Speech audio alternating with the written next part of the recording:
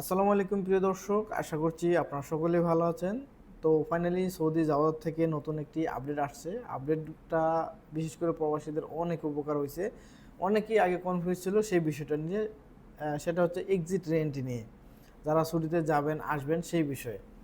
তো তার আগে আপনাদের কাছে একটা রিকোয়েস্ট থাকবে, আমাদের চ্যানেলটা সাবস্ক্রাইব করে নেবেন। আগের পেজটা হ্যাক হয়ে গেছে, নতুন পেজে সকল তথ্য আপডেট ভিডিও সবার আগে পাইবেন।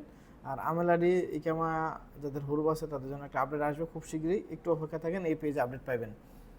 তো নতুন যেই নিয়মটি করলো সেটা হচ্ছে, যারা ছুটিতে যান, আপনার কফিল যদি আপনাকে ছুটি দিয়ে দেয়, তাহলে আপনি যদি সৌদি আরব ইমিগ্রেশন পার হয়ে যান, তাহলে আপনার কফিল চাইলে আপনাকে আর কিছু করতে পারবে না। আগে কিন্তু আপনি দেশে গেলে কফিলে এক্সিট ক্যান্সেল করে দিতে পারতো, ছুটি ক্যান্সেল করে দিতে পারতো, এরকম কিন্তু সমস্যা সম্মুখীন অনেকে হইতো।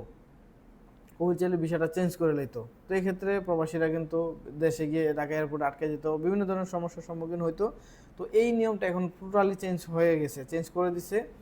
আপনি যদি ছুটিতে যান, আপনার কফিল সৌদি ইমিগ্রেশন পার হয়ে গেলেই আপনার কফিল চাইলে আর কিচ্ছু করতে পারবে না। আপনার চাইলে সে হুরুবও দিতে পারবে না, এক্সিটও লাগাইতে পারবে না, আর সে চাইলে আপনার নামে কোনো কিছু করতেও পারবে না, আপনি যদি ইমিগ্রেশন চেঞ্জ পার হয়ে যান ছুটিতে যাইলে।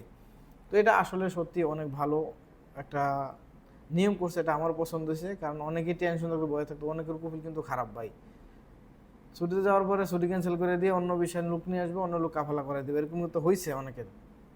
তো জাওয়াতের এই নিয়মটা আমার খুবই পছন্দ হয়েছে। আপনাদের কেমন লাগে অবশ্যই কমেন্ট করে জানাবেন। আর এক্সিট নিয়ে আমি আপনাদের কিছু তথ্য দিই, না দিলে আপনারা বিভ্রান্তিত হবেন, বিপদে পড়বেন। গত 3-4 দিন আগে একটা লোক এয়ারপোর্ট থেকে রিটার্ন আসছে। বর্তমানে ভাই এক্সিটের নিয়মটা টোটালি উল্টাপাল্টা। আপনার যদি কেমন মেয়াদ থাকে 10 দিন, আপনার কফিল যদি এক্সিট দিয়ে দেয়, আমরা জানি যে 2 মাস মেয়াদ পাওয়া যায়।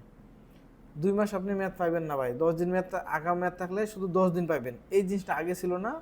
2-3 মাস ধরে কিন্তু এটা হইতেছে, অনেক মানুষ রিটার্ন আসছে ভাই। কিছুদিন আগে ওর কফিলে বলছে, আমি তোর এক্সিট দিছি, তোর 2 মাস মেয়াদ আছে, সমস্যা নাই। কিন্তু মেয়াদ গেছে 15-20 দিন আগেই, সেই এয়ারপোর্ট থেকে রিটার্ন আসছে, টিকিটও বাদ। তো আমার সাথে যোগাযোগ করলাম, আমি বললাম যে ভাই, এটা নতুন নিয়ম, হয়তো আপনার কফিল বুঝে না। সবসময় কফিল বা কোম্পানির সব কিছু সঠিক হয় না, তারা বুঝে না। কারণ যাওয়া তো সিস্টেমে উল্টাপাল্টা এখন বর্তমানে। তো এক্ষেত্রে যাদের ইকার মেয়াদ আছে 2 মাস, 2 মাস মেয়াদ পাবেন। যদি 6 মাস মেয়াদ থাকে, এমন না যে আপনার এক্সিটের মেয়াদও 6 মাস থাকবে, 2 মাস হাইস্ট, যদি 2 মাসের উপরে মেয়াদ থাকে। আর যদি 2 মাসের নিচে থাকে, ধরেন একদিন থাকলেও একদিনই মেয়াদ পাবেন, একদিনের ভিতরে আপনাকে সৌদি আরব ত্যাগ করতে হবে, না হলে আপনি অবৈধ হয়ে যাবেন, আবার রিইস্যু করতে হবে এক্সিটটা। তো আশা করছি বুঝতে পারছেন। যারা এক্সিটে যাবেন আপনারা অবশ্যই চেক করবেন, পেপার নিয়ে যাবেন, পেপার না নিয়ে যাবেন না। অনেকে বুঝে না ভাই, আফসার দিয়ে চেক করা যায়, ডিজিটাল অ্যাকাউন্ট চেক করা যায়। আর এক্সিট কীভাবে চেক করে, যদি ভিডিও দেখতে চান সমস্যা নেই, কমেন্ট করেন, আমি আপনাদেরকে যদি ভালো রেসপন্স হয় একটা ভিডিও বানিয়ে দেখাই দেবো। এক্সিট পেপার বের করার 2-3টা ওয়ে আছে। আফসারের 2টা ওয়ে আছে, আর একটা হচ্ছে মুকিম থেকে। 2-3টা রাস্তা আছে, আপনি বের করে নিতে পারবেন। তো ধন্যবাদ সবাইকে, আশা করছি ইনফরমেশনটা আপনাদের কাজে আসবে, উপকার।